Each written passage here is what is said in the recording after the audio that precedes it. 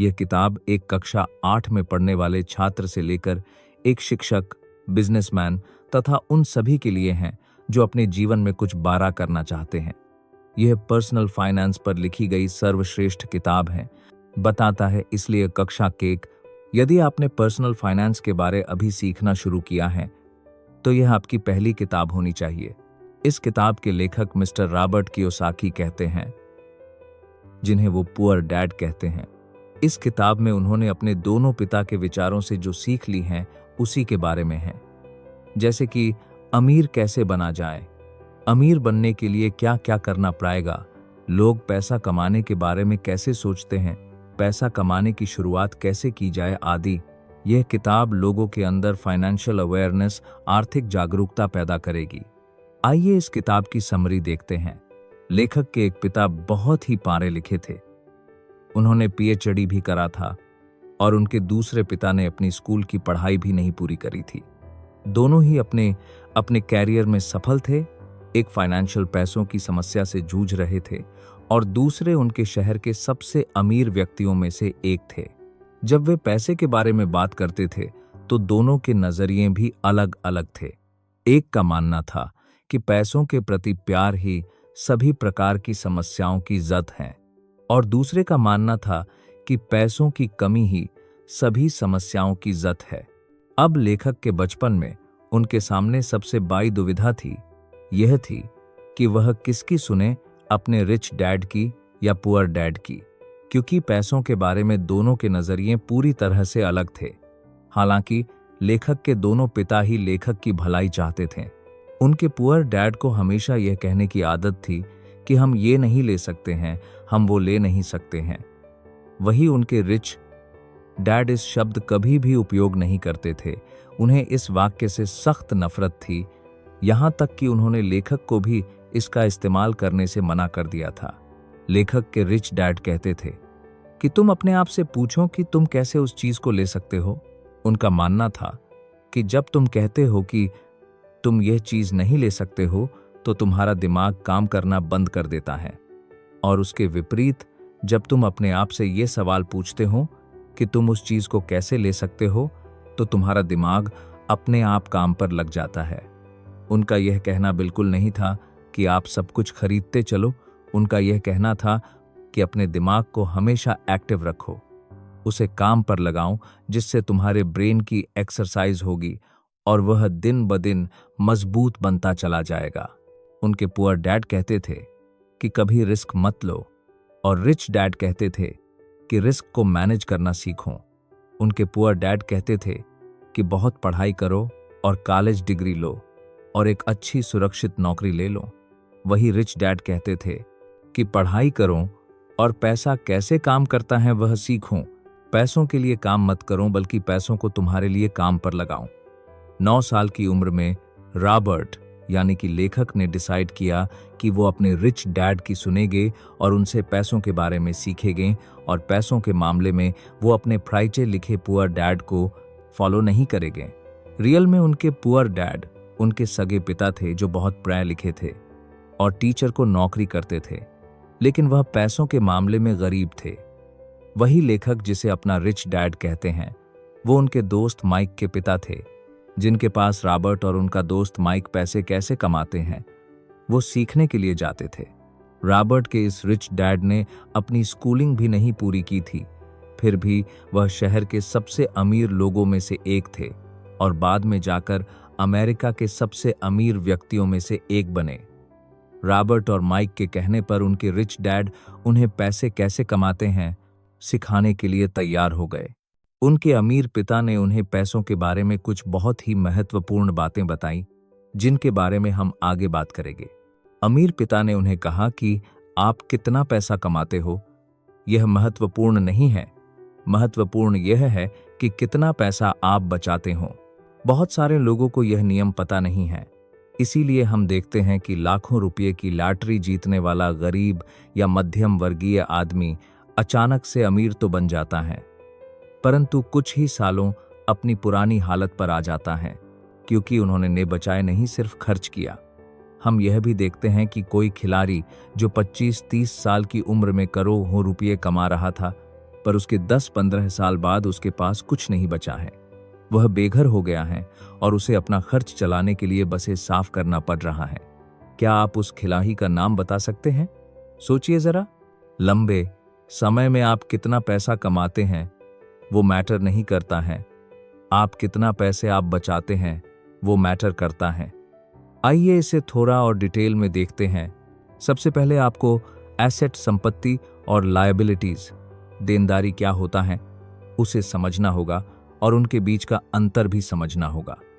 Rich dad ने उन्हें साधारण भाषा में समझाया कि एसेट आपकी जेब में पैसे डालते हैं, वही लायबिलिटीज आपकी जेब से पैसे निकालती हैं। यदि आपको अमीर बनना है तो आपको एसेट खरीदने होंगे, और यदि आपको गरीब और मध्यम वर्गीय बनना है तो आपको लायबिलिटीज खरीदने होंगे।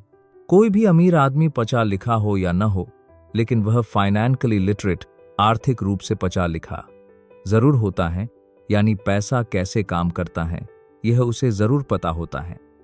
यह किसी भी स्कूल और कॉलेजेस में भी नहीं सिखाई जाती है। हर आदमी का इनकम स्टेटमेंट, बैलेंस शीट और कैश फ्लो होता है। इनकम स्टेटमेंट बताता है कि तुमने कितना कमाया और कितना खर्च किया। बैलेंस शीट में एसेट और लायबिलिटीज होती हैं। एसेट जैसे जमीन, shares, bonds, intellectual property. Liabilities जैसे घर का loan, car loan, credit card loan. Poor dad की ज्यादातर सैलरी खर्चों में चली जाती थी, जबकि रिच डैड सालों से एसेट्स बना रहे थे, इसलिए उनके एसेट्स उनकी लायबिलिटीज से ज्यादा हो गए थे। ज्यादातर लोग पैसा कमाना जानते हैं, लेकिन पैसा मैनेज करना नहीं जानते। वो खुद हार्ड वर्क करते हैं, लेकिन पैसों से हार्ड वर्क नहीं करवाते। इसका सोल्यूशन ये है कि सबसे पहले खुद को पे करो। जो पैसा कमाते हो उसमें से पहले अपने लिए बचाओ और फिर उस पैसों से एसेट्स खरीदो। गरीब लोग पहले खर्च करते हैं, बाद में बचाने के बारे में सोचते हैं। अमीर लोग पहले बचाते हैं, फिर खर्च करते हैं। इसके लिए सेल्फ डिसिप्लिन चाहिए। अमीर लोग पैसा बिजनेस, शेयर्स, बॉन्ड्स और रियल एस्टेट में इन्वेस्ट करते हैं। वो पहले एसेट्स बनाते हैं और बाद में लग्जरी चीजें खरीदते हैं, जबकि गरीब और मिडिल क्लास पहले लग्जरी खरीदते हैं और बाद में परेशान हो जाते हैं। इसीलिए अमीर और अमीर बनते जा रहे हैं, गरीब और मिडिल क्लास स्ट्रगल कर रही है। क्योंकि हमें स्कूल और कॉलेज में फाइनेंशियल एजुकेशन नहीं सिखाई जाती, सिर्फ प्रोफेशनल स्किल्स सिखाई जाती हैं। इसी वजह से आज डॉक्टर्स, इंजीनियर्स, मैनेजर्स अच्छी सैलरी होने के बाद भी फाइनेंशियली स्ट्रगल कर रहे हैं। इनकम सोर्स 3 प्रकार के होते हैं। ऑर्डिनरी इनकम मतलब आपकी सैलरी। पैसिव इनकम मतलब रियल एस्टेट आदि से कमाया गया पैसा, यानी जहां से आपके ना रहने और ना ध्यान देने पर भी पैसा आता रहे। पोर्टफोलियो इनकम मतलब शेयर बाजार और सरकारी बॉन्ड से कमाया गया पैसा। आज के समय में दुनिया के सबसे अमीर आदमी, अमेज़न के संस्थापक श्री जेफ बेजोस और दुनिया के सबसे महान investor Shri Warren Buffett portfolio income की वजह से अमीर बने हैं। वही अगर बात करें अमेरिका के राष्ट्रपति श्री डोनाल्ड ट्रंप और इस किताब के लेखक श्री रॉबर्ट कियोसाकी की, तो वो पैसिव इनकम की वजह से अमीर बने हैं। लेखक के रिच डैड हमेशा कहते थे कि तुम्हें अपने ऑर्डिनरी इनकम सोर्स को जल्दी से जल्दी पैसिव इनकम या पोर्टफोलियो इनकम में बदलना चाहिए, यानी अपना पूरा फोकस एसेट के कॉलम को बढ़ाने पर देना चाहिए। अगर आपके पास अच्छे अपॉर्चुनिटीज आ रहे हैं लेकिन आपके पास पैसा नहीं है, या अपॉर्चुनिटीज आपके सामने हैं लेकिन आपको दिख नहीं रहे, तो इसका मतलब है कि आपके पास फाइनेंशियल इंटेलिजेंस नहीं है। दिमाग हमारा सबसे पावरफुल एसेट है। अगर यूज हम अच्छे से ट्रेन करते हैं तो वो हमें अच्छे अपॉर्चुनिटीज ढूंढने और नए अपॉर्चुनिटीज क्रिएट करने में मदद करता है, जिससे हम अच्छी अर्निंग कर सकते हैं। Focus on learning not earning. आपको लर्निंग पर फोकस करना होगा। अपने दिमाग को फाइनेंशियली ट्रेन करना होगा। जब आपका माइंड फाइनेंशियली ट्रेंड होगा तभी वो नए फाइनेंशियल अपॉर्चुनिटीज को देख पाएगा। कोई भी चीज सीखते वक्त अपना माइंड हमेशा ओपन रखना चाहिए। आज के समय में बहुत सारे लोग जब उनके सामने कोई नया आइडिया आता है तो वो यूज सही से सुनते नहीं हैं या इग्नोर कर देते हैं। वही जो सच में इंटेलिजेंट होते हैं वो नए आइडियाज का ओपन माइंड से स्वागत करते हैं और तुरंत नोट कर लेते हैं। वो बोलने से ज्यादा सुनने पर फोकस करते हैं। आज के समय में जो अलग अलग एसेट्स हैं, जैसे जमीन, शेयर मार्केट, सरकारी बॉन्ड्स, नए बिजनेस आदि, इनमें से किसी में भी इन्वेस्ट करने से पहले आपको ओपन माइंड के साथ उसका स्टडी करना होगा। जो लोग लर्निंग की जगह सिर्फ अर्निंग पर फोकस करते हैं वो पैसा तो कमा लेते हैं लेकिन यूज अच्छे से मैनेज नहीं कर पाते हैं। आगे चलकर वो किसी न किसी फाइनेंशियल प्रॉब्लम में फंस जाते हैं। फाइनेंशियल नॉलेज न होने की वजह से लोग आसपास चल रही जल्दी अमीर बनने वाली स्कीम्स में किसी के कहने पर पैसा लगा देते हैं, बाद में वो कंपनी पैसा लेकर भाग जाती है। इसीलिए रिच डैड ने कहा कि पहले लर्निंग पर ध्यान दो, बाद में अर्निंग पर। फाइनेंशियल लर्निंग जीवन भर चलने वाली प्रोसेस है। जब भी तुमसे कोई गलती हो, उसे सीखो और अगली बार वो गलती मत करो। गलतियों से बिल्कुल मत डरो। जब कोई जीतने के लिए खेलता है तो उससे गलतियां होती ही हैं, लेकिन सबसे इंपॉर्टेंट बात यह है कि उन गलतियों से सीखकर आगे बेटर करो। रिच डैड ने लेखक को रिस्क मैनेजमेंट सीखने को कहा। इस संदर्भ में मिस्टर वॉरेन बफेट ने कहा है, risk comes from not knowing what you are doing. यानी अगर आपको पता ही नहीं है कि आप क्या कर रहे हो तो वही रिस्क है। अगर आप गाड़ी चला रहे हो और आपको गाड़ी चलाना ही नहीं आता तो वो रिस्क है। इस रिस्क को कम करने के लिए पहले आपको गाड़ी चलाना सीखना पड़ेगा। इसी तरह फाइनेंशियल रिस्क को भी फाइनेंशियल नॉलेज और स्किल डेवलप करके कम किया जाता है। इसीलिए किसी भी एसेट में इन्वेस्ट करने से पहले उसके बारे में पूरी जानकारी और स्किल होना बहुत जरूरी है। अब देखते हैं कि लेखक ने अपने फाइनेंशियल नॉलेज और स्किल का यूज करके पैसा कैसे बनाया। 1999 में रॉबर्ट अमेरिका में जहां रहते थे, उसके पास के एक एरिया से गुजार रहे थे। वहां उन्होंने देखा कि ज्यादातर घरों पर सेल के बोर्ड्स लगे हुए थे। उस समय अमेरिका में मंदी आ चुकी थी, शेयर मार्केट क्रैश हो चुका था और रियल एस्टेट मार्केट भी बहुत खराब हाल में था। उन्होंने एक घर देखा जिसके नोटिस बोर्ड पर बहुत दिनों से सेल का बोर्ड लगा हुआ था। वो उस घर के मालिक से मिले और पूछा कि घर कितने में बेच रहे हो।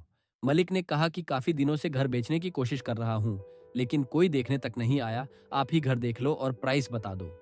रॉबर्ट को वो घर बहुत पसंद आया और उन्होंने वो घर $20,000 में खरीद लिया। उसके बाद उन्होंने उस घर में किराएदार रख दिया। 1-2 साल बाद जब उस एरिया का रियल एस्टेट मार्केट बढ़ने लगा तो लोग वहां घर खरीदने लगे। उस समय रॉबर्ट ने $20,000 में खरीदा हुआ घर $50,000 में बेच दिया। ध्यान देने वाली बात यह है कि उन्होंने सिर्फ प्राइस एप्रिसिएशन से ही प्रॉफिट नहीं कमाया, बल्कि रेंट से भी पैसा बनाया। 1 महीने बाद उन्हें एक और अच्छा फ्लैट मिला। उस फ्लैट का मालिक जर्मनी का था और उस वहां के रियल एस्टेट मार्केट की ज्यादा जानकारी नहीं थी। वो बस जल्दी से फ्लैट बेचकर जर्मनी वापस जाना चाहता था।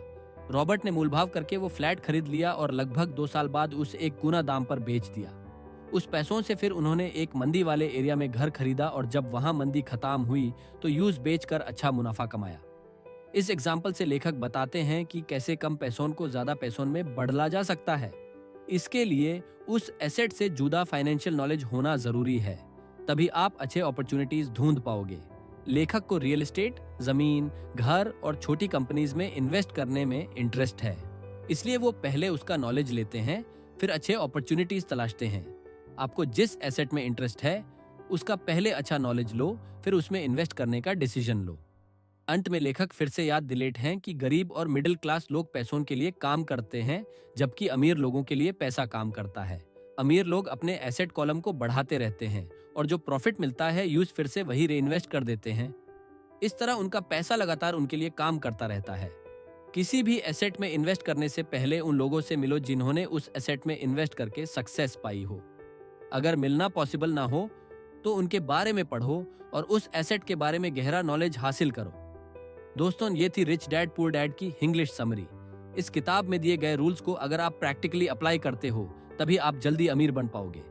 अब ये आपके हाथ में है कि आप अपनी कमाई पूरी खर्च कर देते हो या पहले खुद को पे करके पैसा बचाकर सही जगह इन्वेस्ट करके अमीर बनते हो।